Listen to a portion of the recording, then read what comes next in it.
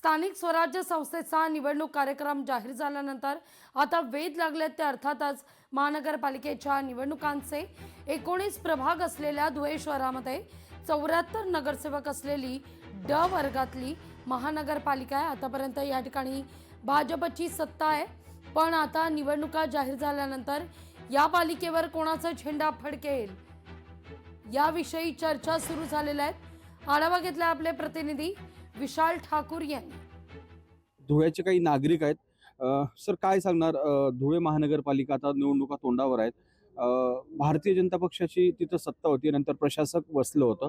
आता काय वाटतं, काय चित्र असेल ते? चित्र जोपर्यंत धुळ्याची सुधारणा होत नाही, रस्ते असो, पाणी असो, गटार असो, पथदिवे असो, हे जोपर्यंत व्यवस्थित होत नाही तोपर्यंत आता यावेळेस पक्षाला निश्चितच याचा परिणाम दिसेल। काही कामं तर प्रगतीपथावर दिसत आहेत, पण पाहिजे तेवढा काही त्याला प्रोत्साहन नाही आणि गती दिसत नाही।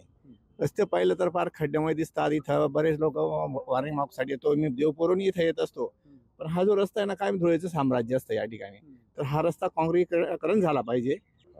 असं होऊ शकतं जर समजा कदाचित नागरिकांनी विचार केला जनतेने की आपल्याला विकास हवा की पक्ष हवा, कारण कुठलाही पक्ष असू द्या, लोकांच्या या एकच भावना असतात की शहराचा विकास झाला पाहिजे।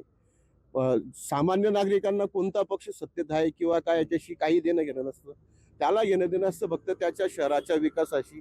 कॅमेरा पर्सन धनश्री सह विशाल ठाकूर, लोकशाही मराठी, धुळे। लोकशाही मराठी, ऐका, पहा, जागरूक रहा।